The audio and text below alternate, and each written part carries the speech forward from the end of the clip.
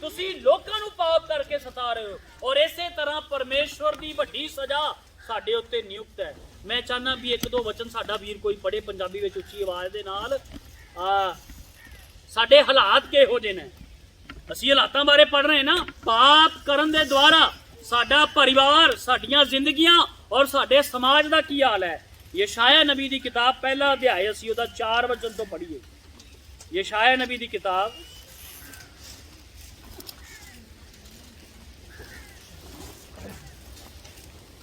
ਪਹਿਲਾ ਅਧਿਆਇ 4 ਤੋਂ ਲੈ ਕੇ 6 ਤੱਕ ਪੜ੍ਹਨਾ ਕੋਈ। ਹਾਏ ਪਾਪੀ ਕੌਮ, ਬਦੀ ਨਾਲ ਲੱਦੇ ਹੋਏ ਲੋਕ, ਬੁਰਿਆਈ ਦੀ ਨਸਲ। ਰੁਕ ਜਾਓ, ਨਾਮ ਦੇਖੋ ਰੱਬ ਕਿਹੜੇ ਕਿਹੜੇ ਨਾਮਾਂ ਨਾਲ ਬੁਲਾਉਂਦਾ ਪਿਆ ਮਨੁੱਖ ਨੂੰ। ਸੁਣਾ, ਸ਼ੁਰੂ ਤੋਂ ਪੜ੍ਹਨਾ। ਹਾਏ ਪਾਪੀ ਕੌਮ। ਕਿਹੜੀ ਕੌਮ? ਪਾਪੀ ਕੌਮ। ਇਹ ਵਿਸ਼ੇਸ਼ ਕਿਸੇ ਕੌਮ ਨੂੰ ਬੋਲਦਾ ਪਿਆ, ਲੇਕਿਨ ਉਸ ਕੌਮ ਵਿੱਚ ਅਸੀਂ ਵੀ ਆ ਜਾਂਦੇ ਹਾਂ। ਕਿਹੜੀ ਕੌਮ? ਪਾਪੀ ਕੌਮ। ਲਓ, ਲੈ ਲਿਓ ਨਾਮ। ਰੱਬ ਸਾਡੇ ਨਾਮ।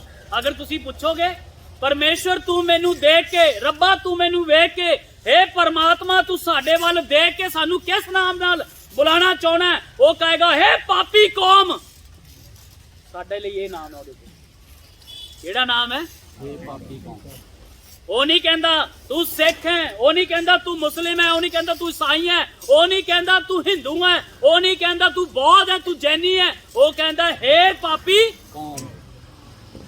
ਉਹ ਬੰਦਿਆਂ ਨੂੰ ਜਾਤ ਨਾਲ ਨਹੀਂ ਜਾਣਦਾ, ਉਹ ਕਰਮਾਂ ਨਾਲ ਜਾਣਦਾ। ਕੀ ਕਹਿੰਦਾ ਹੈ? ਏ ਪਾਪੀ ਕੌਮ। ਅੱਗੇ ਕੀ ਆ ਜਾਏਗਾ? ਅੱਗੇ ਪੜਿਓ ਜੇ। ਬਦੀ ਨਾਲ ਲੱਦੇ ਹੋਏ ਲੋਕ। ਕਿਹਦੇ ਨਾਲ ਲੱਦੇ ਹੋਏ ਲੋਕ? ਬਦੀ ਨਾਲ। ਬੁਰਿਆਈ ਚੱਕੀ ਹੋਈ ਹੈ ਤੁਸੀਂ ਪੰਡ ਦੇ ਸਮਾਨ।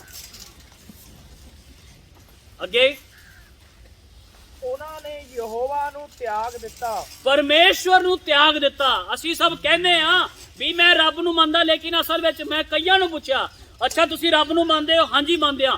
ਰੱਬ ਦੇ ਬਾਰੇ ਕੋਈ 5 ਚੰਗੀਆਂ ਗੱਲਾਂ ਮੈਨੂੰ ਦੱਸ ਦਿਓ। ਕਿੰਨੀਆਂ ਗੱਲਾਂ ਸਿਰਫ? ਨਹੀਂ ਜਾਣਦੇ। ਪਤਾ ਕਿਉਂ?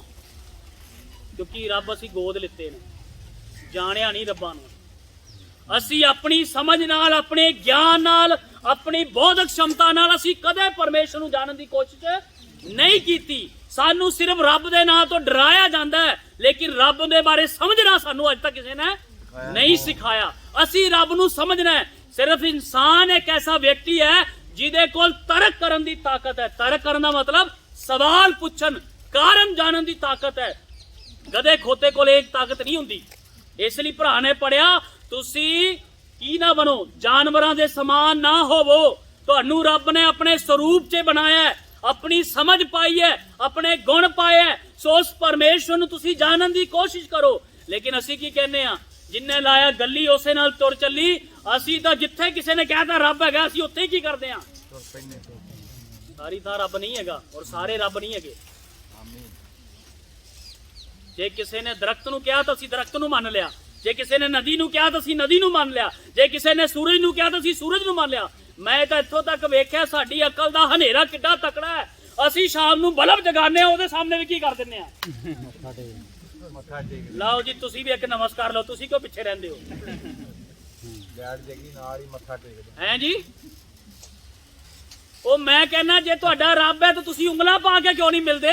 ਆ ਦੂਰੋਂ ਨਮਸਕਾਰ ਕਾਹਤੋਂ ਕਰਦੇ ਹੋ? ਨੇੜੇ ਜਾ ਕੇ ਮਿਲੋ ਨਾ। ਬਲਬ ਨੂੰ ਜੱਫੀ ਪਾਓ, ਬਿਜਲੀ ਨੂੰ ਜੱਫੀ ਪਾਓ, ਅੱਗ ਨੂੰ ਜੱਫੀ ਪਾਓ, ਸੂਰਜ ਨੂੰ ਜੱਫੀ ਪਾਓ, ਨਦੀ 'ਚ ਗੋਤਾ ਮਾਰੋ ਤੇ ਰੁੜਦੇ ਜਾਓ। ਚੰਗੀ ਤਰ੍ਹਾਂ ਪਾਓ ਨਾ ਜੱਫੀ। ਮੇਲ ਮਿਲਾਪ ਕਿਉਂ ਨਹੀਂ ਕਰਦੇ? ਇਹ ਰੱਬ ਨਹੀਂ ਹੈ। ਪਰਮੇਸ਼ਵਰ ਨੇ ਮਨੁੱਖ ਨੂੰ ਬਣਾਇਆ ਔਰ ਮਨੁੱਖ ਨੇ ਬਹੁਤ ਸਾਰੇ ਰੱਬ ਬਣਾਏ। ਜਦੋਂ ਰੱਬ ਨੂੰ ਭਾਲ ਨਹੀਂ ਸਕਿਆ, ਕਿਉਂ ਨਹੀਂ ਭਾਲ ਸਕਦਾ? ਕਿਉਂਕਿ ਬੰਦਾ ਪਾਪੀ ਹੈ, ਪਰਮੇਸ਼ਵਰ ਪਵਿੱਤਰ ਹੈ, ਬੰਦੇ ਦੀ ਹਾਲਾਤ ਪਾਪ ਨਾਲ ਭਰੀ ਹੈ ਔਰ ਰੱਬ ਪਵਿੱਤਰ ਹੈ। ਇਹਨਾਂ ਦਾ ਮੇਲ ਨਹੀਂ ਹੋ ਸਕਦਾ। ਜਦੋਂ ਮੇਲ ਨਹੀਂ ਹੋ ਸਕਿਆ ਤਾਂ ਉਹਨੇ ਥਾਂ ਥਾਂ ਆਪਣੇ ਲਈ ਕੀ ਘੜ ਲਏ?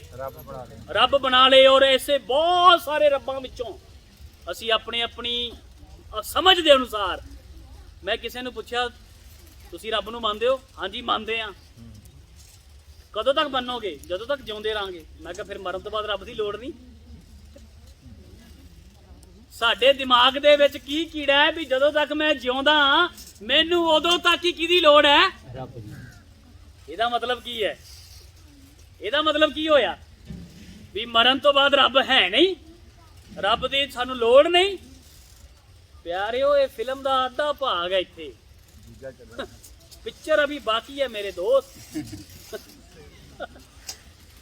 पिक्चर अभी बाकी है, मरण तो बाद असली फिल्म चलनी। इत्थे कुछ नहीं हैगा, ये अद्धा भाग है। लूले लंगड़े जिमें मर्जी आओ जी लो चले जाओ, लेकिन परमेश्वर दे घर असली फिल्म शुरू होनी, जिंदगी उत्थे शुरू होनी है।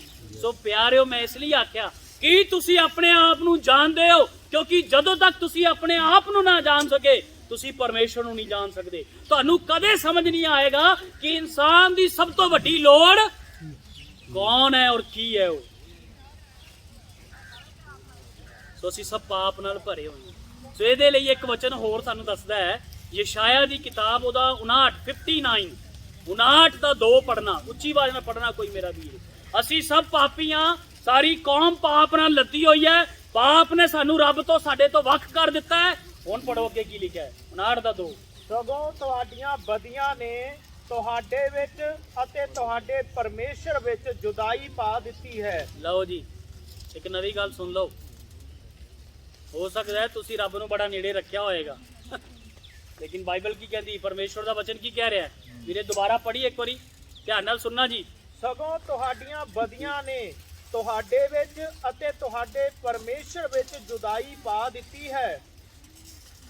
की कर दी है? और असी सोचते हैं मैं सवेरे शाम किनू मिलता पिया, रब नू मिल के आना नहीं है। तुहाडियां बदियां ने तुहाडे और तुहाडे परमेश्वर के की पा दी है? जुदाई पाती है। बड़ी खाई आ गई है, एक बहुत बड़ा खड्डा आ गया है जिसनू इंसान चंगे कर्मां दे द्वारा भर नहीं सकता। सानू लगता है ना मैं कंजका बिठा लांगा तो मेरे पाप की हो जाएंगे। ओ यार तू गुप्त दान ले ले, मेरा ना ना लिखी, मेरे पाप की हो जाएंगे। ओ मैं काले कुत्ते नू एक पेड़ा खवा दा, मेरे पाप की हो जाएंगे, माफ हो जाएंगे।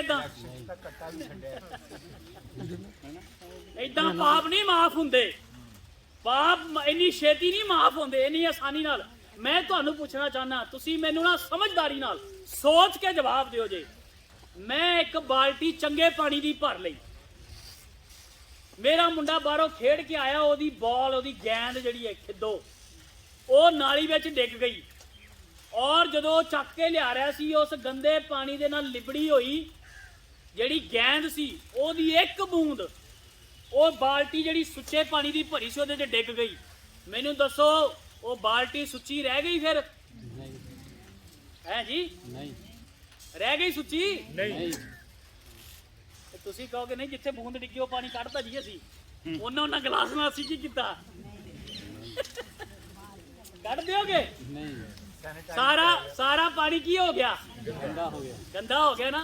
इस तरह तुसी बहुत चंगे कर्म कीते, बहुत वधिया काम कर दियो, लेकिन अगर एक दिन दे विच एक पाप कर लिया सारा दा सारा की हो गया? खत्म हो गया। सारा दा सारा की हो गया? वो सारा खत्म हो गया। फिर मैनू दसो तुहाडे चंगे कर्म पहुंचे रब तक? इस नू समझण दे लई एक होर उदाहरण देना, सुनना चाहोगे? उदाहरण है एक होर है जी। जदों भी असीं कहने ना मेरे चंगे कर्मां दे द्वारा मैं रब नू खुश कर सकदा, मेरे बेहतर कर्मां दे द्वारा मैं रब नू पा सकदा, मैं रब दे कोलों पाप माफ करा सकदा, या मैं स्वर्ग जा सकदा, तो इस कहानी नू याद रखियो जे। असीं बहुत ना सुनाने क्योंकि बहुत सौखी है समझण वास्ते। कोड़ी बंदा वेख्या कदे तुसीं? कोड़ी बंदा खून वगदा है, रेशा आंदा है। एक ऐसा बंदा है जिहदे कोल खाण वास्ते कोड़ी बंदा है, लेकिन उहदे कोल खाण दे लई बहुत वधिया चीज़ां ने, और तुसीं कोल उहदे बैठे हो और तुहानू भुख लगी हुई है। वो बंदा खा रहा तो तुहाडा मूँह दिखा है, उन्होंने देखना लग्या भी ये बंदा भी चाहता है की करे खावे। उन्हें जिवें ही आपदे हाथ दे उत्ते लड्डू रख के तुहानू दिता, लै भी मेरे भैन मेरी भरा तू भी खा लै, तुसीं खा लेना। लड्डू खराब है? लड्डू सही है लेकिन की खराब है? हथ खराब है। तू आखेगा वीरे लड्डू तो ठीक है लेकिन हथ, जेड़े हथ नाल तू दे जाना है वो हथ।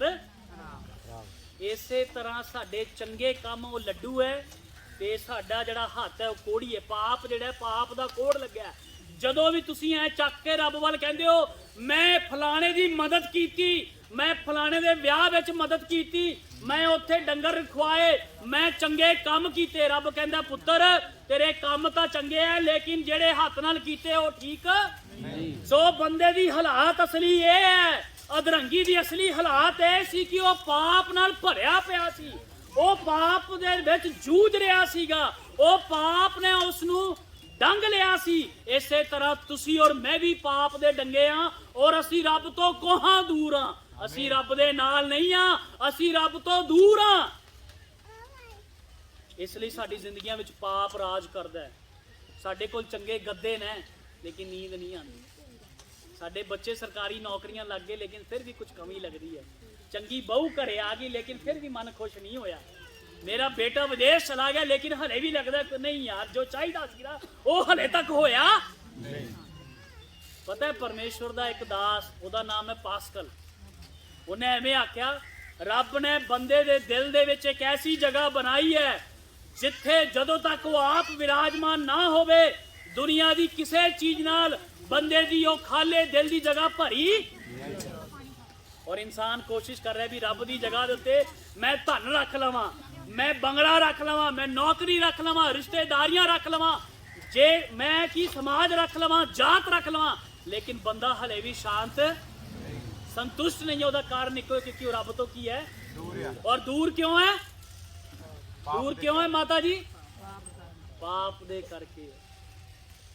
ਇੱਕ ਵਾਰੀ ਇੱਕ ਬੰਦਾ ਮੇਰੇ ਨਾਲ ਬੈਠਾ ਐਵੇਂ ਜਿਵੇਂ ਤੁਸੀਂ ਬੈਠੇ, ਮੈਂ ਉਹਨੂੰ ਆਖਿਆ ਵੀਰੇ ਤੂੰ ਕਿੰਨੇ ਪਾਪ ਕੀਤੇ? ਕਹਿੰਦਾ ਮੈਨੂੰ ਪਤਾ ਨਹੀਂ। ਮੈਂ ਕਿਹਾ ਆ ਜਾ ਹਿਸਾਬ ਕਰੀਏ। ਕੀ ਕਰੀਏ? ਮੈਂ ਕਿੰਨੇ ਸਾਲਾਂ ਦਾ? ਕਹਿੰਦਾ ਮੈਂ ਹੋ ਗਿਆ 30 ਸਾਲਾਂ ਦਾ। ਮੈਂ ਉਹਨੂੰ ਆਖਿਆ ਜੇ ਇੱਕ ਦਿਨ ਦਾ ਇੱਕ ਪਾਪ ਵੀ ਲਾਈਏ ਇੱਕ ਸਾਲ 'ਚ ਕਿੰਨੇ ਦਿਨ ਹੁੰਦੇ ਨੇ? 365। ਕਰੋ 30 ਨਾਲ ਗੁਣਾ ਉਹਨੂੰ, ਚੱਲ ਗਿਆ ਲੱਖ ਦਿਨ। ਇੱਕ ਦਿਨ ਦਾ ਅਗਰ ਇੱਕ ਤੋਂ ਜ਼ਿਆਦਾ ਅਸੀਂ ਕਰਦੇ ਆ ਲੇਕਿਨ ਇੱਕ ਦਿਨ ਦਾ ਅਗਰ ਇੱਕ ਪਾਪ ਵੀ ਲਾਈਏ 30 ਨਾਲ ਗੁਣਾ ਕਰਦੀ ਕਿੰਨਾ ਹੋ ਜਾਏਗਾ? ਮੈਨੂੰ ਤਾਂ ਗਿਣਤੀ ਨਹੀਂ ਆਉਂਦੀ ਪਈ ਹੁਣ। 9000 ਦੇ ਲਗਭਗ ਕਿੰਨੇ ਚਲੇ ਜਾਣਗੇ? 9000 ਦੇ ਲਗਭਗ ਚਲੇ ਜਾਣਗੇ। ਇੰਨੇ ਪਾਪ ਮੈਂ ਕਿਹਾ ਤੇਰੇ ਸਿਰ ਤੇ ਨੇ। ਕਹਿੰਦਾ ਸੱਚੀ? ਮੈਂ ਕਿਹਾ ਆਹੋ। ਹਲੇ ਤਾਂ ਜ਼ਿਆਦਾ ਗਿਣੇ ਨਹੀਂ, ਅਸੀਂ ਕਿੰਨਾ ਲਾਇਆ ਸਿਰਫ। ਹੁਣ ਇੱਥੇ ਤਾਂ ਰੱਬ ਦੀ ਬਰਕਤ ਪਾਏ ਹੋਏ 50 ਸਾਲ ਵੀ ਬੈਠਾ ਹੈ, 60 ਸਾਲ ਵੀ ਬੈਠਾ ਹੈ। ਤੁਸੀਂ ਸੋਚੋ ਇੱਕ ਪਾਪਾਂ ਦੀ ਵੱਡੀ ਪੰਡ ਤੁਹਾਡੇ ਸਿਰ ਤੇ ਹੈ ਔਰ ਤੁਸੀਂ ਪਰਮੇਸ਼ਵਰ ਤੋਂ ਦੂਰ ਹੋ ਔਰ ਪਾਪ ਕਰਦੇ ਜਾ ਰਹੇ ਹੋ, ਕਰਦੇ ਜਾ ਰਹੇ ਹੋ, ਜੀ ਰਹੇ ਹੋ ਪਾਪ 'ਚ। ਪਾਪ ਕਰ ਵੀ ਰਹੇ ਹੋ, ਪਾਪ ਦੇ ਸਤਾਏ ਹੋਏ ਵੀ ਹੋ, ਪਾਪ ਲੁਕਾਉਣ ਦੀ ਕੋਸ਼ਿਸ਼ ਵੀ ਕਰ ਰਹੇ ਹੋ, ਬਾਰ-ਬਾਰ ਕਰ ਰਹੇ ਹੋ, ਛੁਟਕਾਰਾ ਨਹੀਂ ਹੋ ਰਿਹਾ। ਐਸੀ ਹਾਲਾਤ ਵਿੱਚ ਇਹ ਬੰਦਾ ਕਿੱਥੇ ਪਿਆ ਹੈ? ਫਿਰ ਇਸ ਨੂੰ ਇੱਕ ਰੋਗ ਨੇ ਪਕੜ ਲਿਆ। ਉਹਦੀ ਸਜ਼ਾ, ਪਾਪ ਦੀ ਸਜ਼ਾ ਦੇ ਵਿੱਚ ਕੀ ਆਇਆ? 38 ਸਾਲ ਇੱਕ ਰੋਗ ਐਸਾ ਲੱਗਿਆ ਜਿੱਥੇ ਨਾ ਉਹ ਹਿੱਲ ਸਕਦਾ ਹੈ, ਨਾ ਜੁਲ ਸਕਦਾ ਹੈ, ਨਾ ਜਾ ਸਕਦਾ ਹੈ, ਨਾ ਬਚਾ ਸਕਦਾ ਹੈ। ਇਹਦੇ ਰਿਸ਼ਤੇਦਾਰਾਂ ਦਾ ਪਤਾ ਨਹੀਂ। ਦੂਸਰਾ ਪਹਿਲੂ ਇੱਥੇ ਸ਼ੁਰੂ ਹੋ ਜਾਂਦਾ ਹੈ, ਪਾਪ ਦੇ ਕਾਰਨ ਅਧਰੰਗੀ ਦਾ ਅਸਲੀ ਹਾਲਾਤ ਕੀ ਹੈ?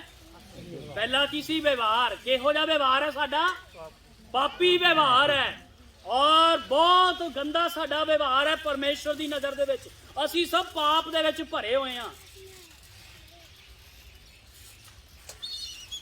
ਦੂਸਰਾ ਪਹਿਲੂ ਕੀ ਸੀਗਾ ਇਹਦੇ ਵਿੱਚ? ਅਸੀਂ ਦੇਖਿਆ ਅਸਲੀ ਹਾਲਾਤ ਤੁਸੀਂ ਦੇਖ ਲਓ ਕਿੱਦਾਂ ਦੇ ਨੇ ਅਧਰੰਗੀ ਦੇ। 5 ਤੋਂ 7 ਅਸੀਂ ਪੜ੍ਹੀਏ, 5 ਤੋਂ 7 ਬਚਨ ਅਸੀਂ ਪੜ੍ਹੀਏ, ਧਿਆਨ ਨਾਲ ਸੁਣਨਾ।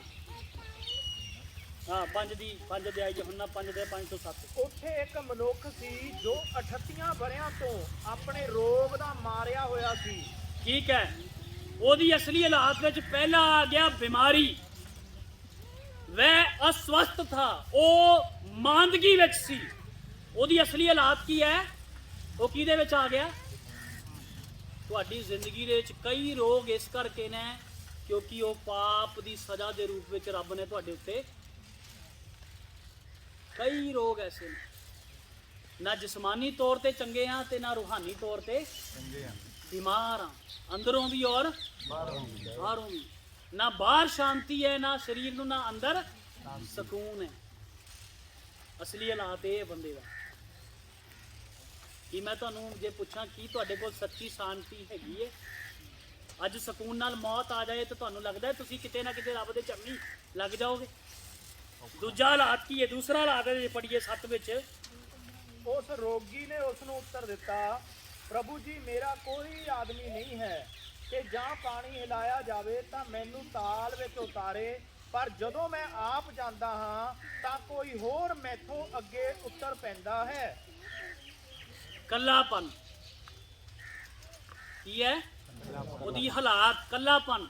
ਬਹੁਤ ਰਿਸ਼ਤੇਦਾਰ ਆਲੇ ਦੁਆਲੇ ਹੈ, ਲੇਕਿਨ ਉਹ ਫਿਰ ਵੀ ਕੀ ਹੈ? ਸੁੱਟਤਾ ਉਹਨੇ, ਕੋਈ ਫਿਕਰ ਨਹੀਂ ਕਰਦਾ, ਉਹਦੀ ਕੋਈ ਚਿੰਤਾ ਨਹੀਂ ਕਰਦਾ।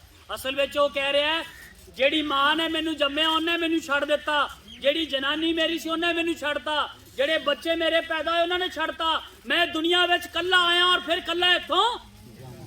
ਤੁਸੀਂ ਦੇਖੋ ਅੱਜ ਲੋਕ ਕਿੰਨੇ ਤਨਹਾ ਨੇ, ਕੱਲਾਪਨ ਮਹਿਸੂਸ ਕਰਦੇ। ਕੋਈ ਤਾਂ ਹੋਵੇ ਮੇਰੇ ਨਾਲ ਗੱਲ ਕਰਨ ਦੇ ਲਈ, ਕੋਈ ਤਾਂ ਹੋਵੇ ਜਿਹਦੇ ਨਾਲ ਮੈਂ ਸਮਾਂ ਗੁਜ਼ਾਰਾਂ। ਮੈਨੂੰ ਕੋਈ ਐਸਾ ਰੱਬ ਚਾਹੀਦਾ ਜਿਹੜਾ ਮੇਰੇ ਕੱਲੇਪਨ ਨੂੰ ਕੀ ਕਰੇ।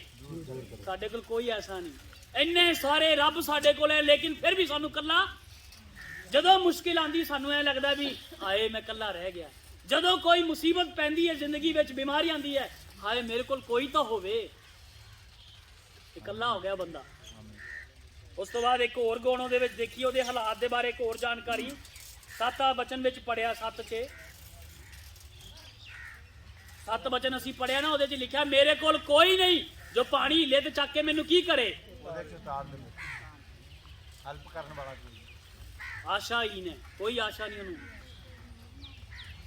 ਮੈਂ ਤੁਹਾਨੂੰ ਇੱਕ ਸਵਾਲ ਪੁੱਛਣਾ, ਤੁਸੀਂ ਧਿਆਨ ਨਾਲ ਸੁਣਿਓ ਜੀ, ਮੈਨੂੰ ਸੁਣ ਕੇ ਉੱਤਰ ਦਿਓ ਜੀ।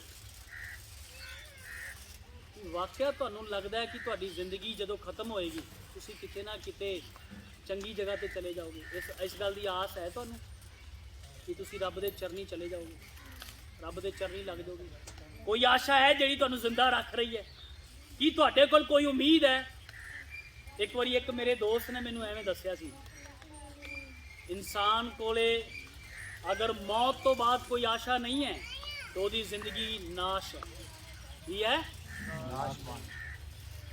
ਅਗਰ ਤੁਹਾਡੇ ਕੋਲ ਕੀ ਨਹੀਂ ਹੈ? ਇਹਦੇ ਤੋਂ ਬਾਅਦ, ਮੌਤ ਤੋਂ ਬਾਅਦ, ਮਰਨ ਤੋਂ ਬਾਅਦ ਕੀ ਮੈਂ ਜੀ ਉਠਾਂਗਾ? ਕੀ ਮੈਂ ਰੱਬ ਦੇ ਸਾਹਮਣੇ ਸਦਾ ਰਹੂੰਗਾ? ਕੀ ਪਰਮੇਸ਼ਵਰ ਮੇਰੇ ਪਾਪਾਂ ਦੀ ਮਾਫੀ ਦੇ ਦੇਗਾ ਮੈਨੂੰ? ਕੀ ਮੈਂ ਸਵਰਗ ਵਿੱਚ ਚਲਾ ਜਾਊਂਗਾ? ਕੀ ਰੱਬ ਮੈਨੂੰ ਸ਼ਾਂਤੀ ਨਾਲ ਆਪਣੇ ਕੋਲ ਹਮੇਸ਼ਾ ਲਈ ਰੱਖ ਲਏਗਾ? ਜੇ ਆਸ ਤੁਹਾਡੇ ਕੋਲ ਨਹੀਂ ਹੈ ਪਿਆਰਿਓ, ਤਾਂ ਤੁਹਾਡੀ ਜ਼ਿੰਦਗੀ ਵਿਅਰਥ ਹੈ, ਮੇਰੀ ਜ਼ਿੰਦਗੀ ਵਿਅਰਥ ਹੈ। ਔਰ ਦੁਨੀਆ ਵਿੱਚ ਹਰ ਇਨਸਾਨ ਬਿਨਾ ਆਸ਼ਾ ਦੇ ਆਪਣੀ ਜ਼ਿੰਦਗੀ ਜੀ ਰਿਹਾ। ਮੌਤ ਤੋਂ ਬਾਅਦ ਕੋਈ ਆਸ਼ਾ ਉਹਨਾਂ ਕੋਲੇ ਨਹੀਂ।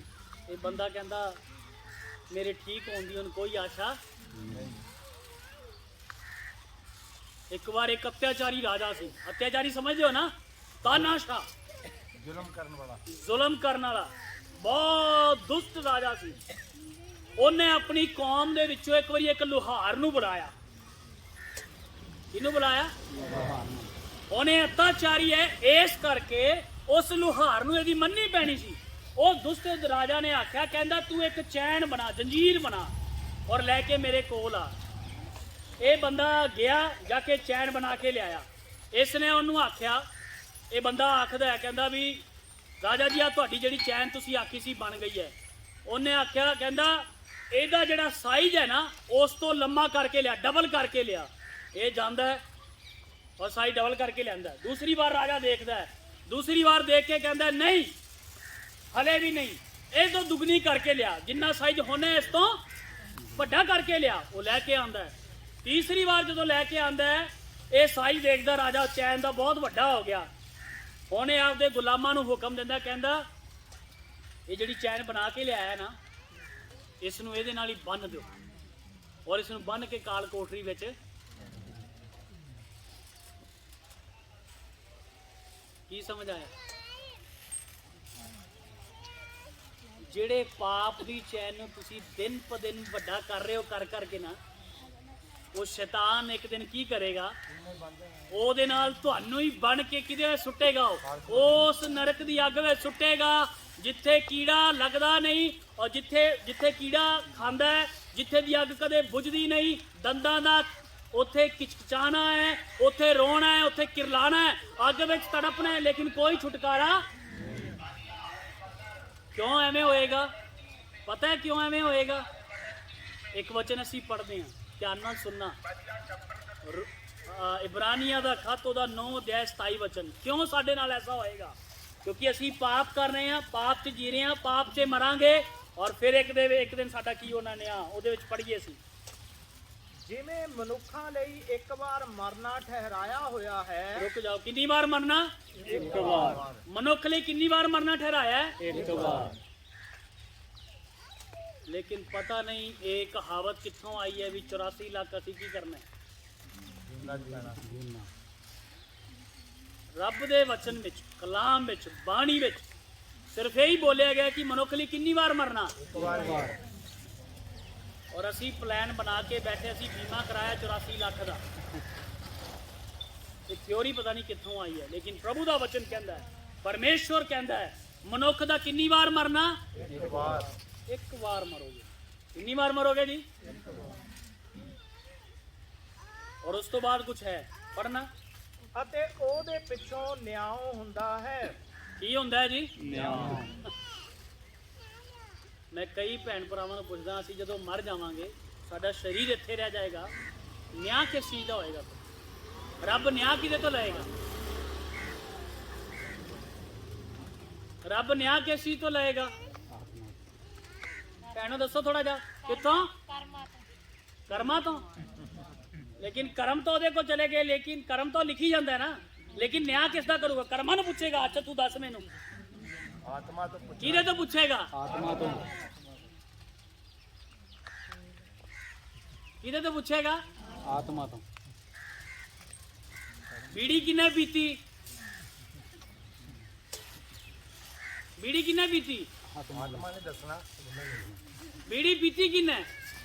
ਸਰੀਰ ਨੇ। ਨਿਆਂ ਕੌਣ ਦੇਗਾ? ਆਤਮਾ। दारू किन्ने पीती? ਸਰੀਰ ਨੇ। न्याय कौन देगा? ਆਤਮਾ। चुगली किन्ने कीती? ਸਰੀਰ ਨੇ। न्याय कौन देगा? ਆਤਮਾ। लड़ाई किन्ने कीती? ਸਰੀਰ ਨੇ। आप न्याय कौन देगा? ਆਤਮਾ। ਨੌ ਨੂੰ ਗਾਲਾਂ ਕਿਨੇ ਕੱਢੀਆਂ? शरीर ने। और न्याय देगा जिन्नी बुराई तुसी शरीर दे लिए इस दुनिया ਵਿੱਚ कर रहे हो, स्वार्थ ਵਿੱਚ कर रहे हो, मतलब ਪਿੱਛੇ कर रहे हो, ਇਹ ਸਭ ਦਾ ਨਿਆਂ ਕਿਸਨੇ ਦੇਣਾ ਹੈ? ਆਤਮਾ। ਕੀ ਤੁਸੀਂ ਕਦੇ ਆਪਣੀ ਆਤਮਾ ਬਾਰੇ ਸੋਚਿਆ? ਇਹ ਵੱਜ ਜਾਵੇ।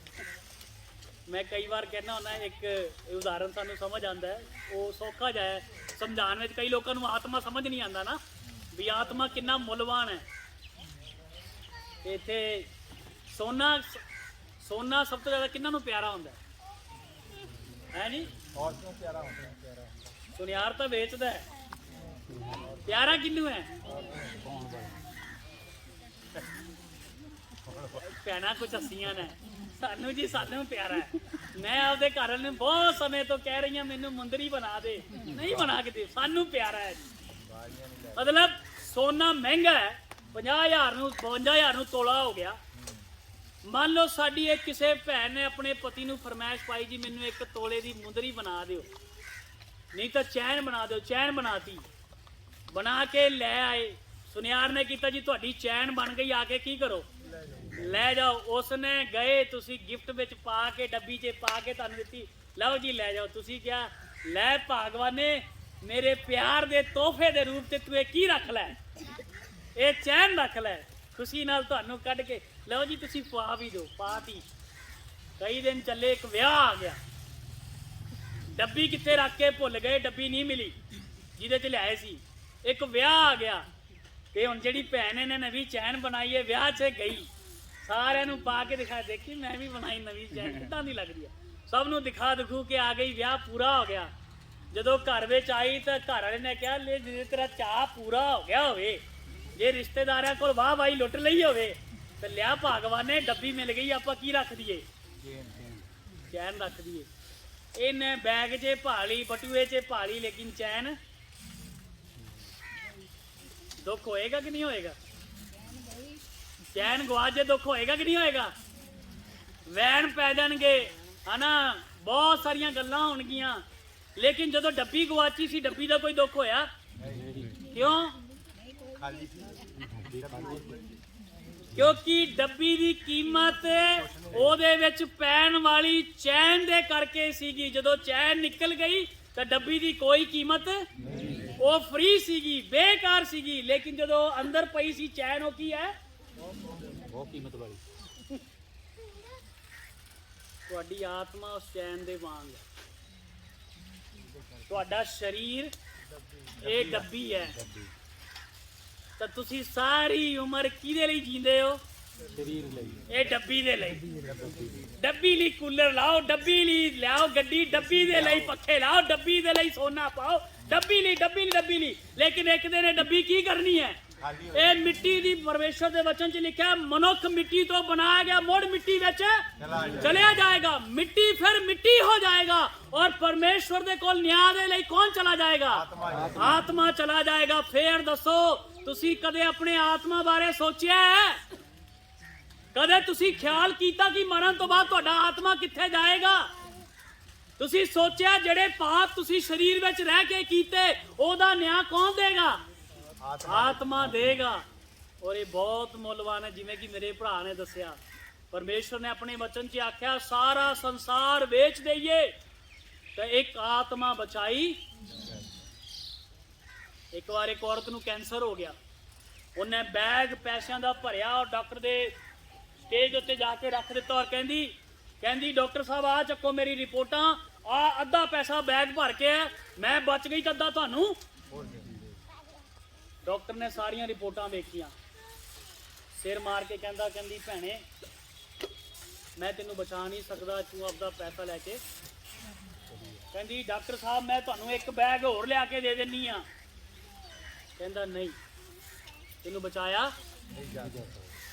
ਇਹਨੇ ਬੈਗ ਚੱਕਿਆ, ਉਹ ਜਿਹੜੇ ਨੋਟ ਸੀਗੇ ਡਾਕਟਰ ਦੀ ਹਸਪਤਾਲ ਦੀ ਗੈਲਰੀ ਵਿੱਚ ਇੱਕ ਇੱਕ ਕਰਕੇ ਸਭ ਛਿੰਡਾਦੀ ਚਲੀ ਗਈ, ਔਰ ਕਹਿੰਦੀ ਜਿਹੜਿਆਂ ਨੋਟਾਂ ਪਿੱਛੇ ਮੈਂ ਆਪਣਾ ਸਰੀਰ ਗਵਾ ਲਿਆ, ਜਦੋਂ ਮੇਰੇ ਸਰੀਰ ਨੂੰ ਬਚਾਉਣ ਦੀ ਵਾਰੀ ਆਈ ਤੇ ਉਹ ਨੋਟ ਮੈਨੂੰ ਬਚਾ ਨਹੀਂ ਸਕੇ। ਕਿ ਤੁਸੀਂ ਵੀ ਕੋਈ ਐਸਾ ਧਨ ਇਕੱਠਾ ਕਰ ਰਹੇ ਹੋ ਜਿਹੜਾ ਅੰਤ ਵਿੱਚ ਤੁਹਾਨੂੰ ਉਸ ਨਿਆਂ ਵਿੱਚੋਂ ਬਚਾ ਨਾ ਸਕੇਗਾ? ਕੀ ਤੁਸੀਂ ਕੋਈ ਐਸੀ ਚੀਜ਼ ਪਕੜਨ ਦੀ ਕੋਸ਼ਿਸ਼ ਕਰ ਰਹੇ ਹੋ ਜਿਹੜੀ ਅੰਤ ਵਿੱਚ ਉਸ ਨਿਆਂ ਵਿੱਚ ਤੁਹਾਨੂੰ ਬਚਾ ਲੇ? ਕੋਈ ਤੁਹਾਡੇ ਕੋਲ ਹੈ ਜਿਹੜਾ ਤੁਹਾਨੂੰ ਉਸ ਨਿਆਂ ਚੋਂ ਬਚਾਏਗਾ? ਕੋਈ ਹੈ ਜਿਹੜਾ ਉੱਥੇ ਖੜਾ ਹੋ ਕੇ ਕਹੇ ਇਸ ਕੁੜੀ ਦੇ, ਇਸ ਭਰਾ ਦੇ, ਇਸ ਬਜ਼ੁਰਗ ਦੇ, ਇਸ ਬੰਦੇ ਦੇ, ਇਸ ਜਨਾਨੀ ਦੇ ਸਾਰੇ ਪਾਪਾਂ ਨੂੰ ਮੈਂ ਲੈ ਲੈਣਾ, ਤੁਸੀਂ ਮੈਨੂੰ ਸਜ਼ਾ ਦੇ ਦਿਓ? ਕੋਈ ਤੁਹਾਡੇ ਕੋਲ ਹੈ ਜੋ ਤੁਹਾਨੂੰ ਪਰਮੇਸ਼ਰ ਦੇ ਨਿਆਂ ਤੋਂ ਬਚਾਏ? ਇਸ ਲਈ ਮਨੁੱਖ ਦੀ ਅਸਲੀ ਲੋੜ, ਅਧਰੰਗੀ ਦੀ ਅਸਲੀ ਲੋੜ ਇੱਥੇ ਸ਼ੁਰੂ ਹੁੰਦੀ ਹੈ। ਜੇ ਤੁਹਾਨੂੰ ਸਮਝ ਆ ਗਿਆ ਤੁਸੀਂ ਪਾਪੀ ਹੋ ਪਰਮੇਸ਼ਰ ਦੀ ਨਜ਼ਰ 'ਚ, ਔਰ ਪਰਮੇਸ਼ਰ ਦੇ ਨਾਲ ਤੁਹਾਡੀ ਜੁਦਾਈ ਹੈ, ਔਰ ਮਰਨ ਤੋਂ ਬਾਅਦ ਸਾਡਾ ਇੱਕ ਵੱਡਾ ਨਿਆਂ ਪਰਮੇਸ਼ਰ ਦੀ ਨਿਗਾਹ ਵਿੱਚ ਹੋਣਾ ਹੈ, ਉਸ ਨਿਆਂ ਤੋਂ ਬਚਾਉਣ ਦੇ ਲਈ ਤੁਹਾਡੇ ਕੋਲ ਕੋਈ ਨਹੀਂ ਹੈ, ਤਾਂ ਤੁਸੀਂ ਫਿਕਰ ਨਾ ਕਰੋ। ਇੱਕ ਸਵਾਲ, ਉਹ ਸਵਾਲ ਕੀ ਹੈ ਇਹਦੇ 'ਚ ਮੈਂ ਪੁੱਛਣਾ ਚਾਹੁੰਦਾ ਤੁਹਾਨੂੰ। ਇੱਕ ਸਵਾਲ ਸੀਗਾ, ਕੀ ਸਵਾਲ ਸੀਗਾ? ਇਹਦੇ 'ਚ ਪੜ੍ਹਨਾ ਤੁਸੀਂ, ਜਿਹੜਾ ਅਸੀਂ ਵਚਨ ਲੈ ਕੇ ਆਏ ਉਹਦੇ ਵਿੱਚ ਅਸੀਂ ਪੜ੍ਹੀਏ 6 ਵਚਨ। ਹਾਂ, ਯਹੋਨਾ 5:6। ਯਿਸੂ ਨੇ ਉਹਨੂੰ ਪਿਆ ਹੋਇਆ ਵੇਖ ਕੇ ਅਤੇ ਇਹ ਜਾਣ ਕੇ ਜੋ ਉਹਨੂੰ ਹੁਣ ਬਹੁਤ ਚਿਰ ਹੋ ਗਿਆ ਹੈ, ਉਹਨੂੰ ਆਖਿਆ ਤੂੰ ਚੰਗਾ ਹੋਣਾ ਚਾਹੁੰਦਾ ਹੈ? ਅੱਜ ਯਿਸੂ ਮਸੀਹ ਤੁਹਾਡੇ ਹਾਲਾਤ, ਤੁਹਾਡੀ ਜ਼ਿੰਦਗੀ ਨੂੰ ਦੇਖ ਕੇ ਸਵਾਲ ਅੱਜ ਤੁਹਾਨੂੰ ਵੀ ਕਰਦਾ ਹੈ, ਕੀ ਚੰਗਾ ਹੋਣਾ ਆਤਮਿਕ ਰੀਤੀ ਨਾਲ ਚੰਗਾ ਹੋਣਾ ਚਾਹੁੰਦੇ ਆ? ਕੀ ਤੂੰ ਆਪਣੇ ਆਤਮਾ ਵਿੱਚ ਚੰਗਾ ਹੋਣਾ ਚਾਹੁੰਦਾ ਹੈ? ਕੀ ਤੂੰ ਆਪਣੇ ਪਾਪਾਂ ਦੀ ਮਾਫੀ ਚਾਹੁੰਦਾ ਹੈ? ਕੀ ਤੂੰ ਆਪਣੇ ਅੰਦਰੋਂ ਸਭ ਪ੍ਰਕਾਰ ਦੀ ਬੁਰਾਈ ਤੋਂ ਛੁਟਕਾਰਾ ਪਾਉਣਾ ਚਾਹੁੰਦਾ ਹੈ? ਤੂੰ ਬਹੁਤ ਦਾਰੂ ਛੱਡਣ ਦੀ ਕੋਸ਼ਿਸ਼ ਕੀਤੀ, ਨਹੀਂ ਛੱਡ ਸਕਿਆ। ਤੂੰ ਗਾਲਾਂ ਛੱਡਣ ਦੀ ਕੋਸ਼ਿਸ਼ ਕੀਤੀ, ਨਹੀਂ ਛੱਡ ਸਕਿਆ। ਤੂੰ ਲੋਭ ਛੱਡਣ ਦੀ, ਲਾਲਚ ਛੱਡਣ ਦੀ ਕੋਸ਼ਿਸ਼ ਕੀਤੀ, ਨਹੀਂ ਛੱਡ ਸਕਿਆ। ਤੂੰ ਸਾਰਿਆਂ ਦੇ ਨਾਲ ਵਧੀਆ ਵਿਵਹਾਰ ਕਰਨ ਦਾ ਫੈਸਲਾ ਕੀਤਾ, ਨਹੀਂ ਛੱਡ ਸਕਿਆ। ਚਿੱਟਾ ਨਹੀਂ ਛੱਡ ਸਕਿਆ। ਤੂੰ ਇੱਕ ਅੱਛਾ ਇਨਸਾਨ ਸਾਰੀ ਉਮਰ ਕੋਸ਼ਿਸ਼ ਕੀਤੀ, ਨਹੀਂ ਬਣ ਸਕਿਆ। ਕੀ ਤੂੰ ਅੱਜ ਬਣਨਾ ਚਾਹਨਾ ਹੈ? ਕੀ ਤੂੰ ਚੰਗਾ ਹੋਣਾ ਚਾਹਨਾ ਹੈ? ਕੀ ਤੂੰ ਛੁਟਕਾਰਾ ਚਾਹਨਾ ਹੈ? ਇਹ ਸਵਾਲ ਜੇ ਅੱਜ ਰੱਬ ਤੁਹਾਨੂੰ ਪੁੱਛੇ ਤੁਸੀਂ ਕੀ ਆਖੋਗੇ? ਉਸ ਬੰਦੇ ਵਾਂਗ, ਮੇਰੇ ਕੋਲੇ ਕੋਈ ਨਹੀਂ ਜਿਹੜਾ ਮੈਨੂੰ ਕੀ ਕਰ ਸਕੇ, ਮੈਨੂੰ ਬਦਲ ਸਕੇ, ਮੈਨੂੰ ਸਹੀ ਕਰ ਸਕੇ। ਮੈਂ ਬਹੁਤ ਪੂਜਾ ਪਾਠ ਕੀਤੇ ਨੇ, ਤਪੱਸਿਆ ਕੀਤੀ ਹੈ, ਮੰਗਾ ਮੰਗੀਆਂ ਨੇ, ਮੈਂ ਅਰਦਾਸਾਂ ਕੀਤੀਆਂ, ਲੇਕਿਨ ਅੱਜ ਤੱਕ ਮੈਂ ਬਦਲ, ਮੇਰੇ ਕੋਲ ਕੋਈ ਨਹੀਂ ਜੋ ਮੈਨੂੰ ਕੀ ਕਰੇ। ਅੱਜ ਇਸ ਵਿਅਕਤੀ ਨਾਲ ਅਸੀਂ ਤੁਹਾਡੀ ਮੁਲਾਕਾਤ ਕਰਾਉਣਾ ਚਾਹੁੰਦੇ ਹਾਂ। ਉਹ ਕੌਣ ਹੈ? ਯਿਸੂ। ਤੁਹਾਡੇ ਜ਼ਿੰਦਗੀ ਦੇ ਹਰੇਕ ਸਵਾਲ ਦਾ ਉੱਤਰ ਪ੍ਰਭੂ ਯਿਸੂ ਮਸੀਹ ਹੈ। ਮੈਂ ਇੱਕ ਇੱਕ ਗੱਲ ਐਵੇਂ ਕਹਿਣਾ, ਨੇਤਾ ਦੀ ਸਭ ਤੋਂ ਵੱਡੀ ਲੋੜ ਕੁਰਸੀ ਨਹੀਂ ਹੈ,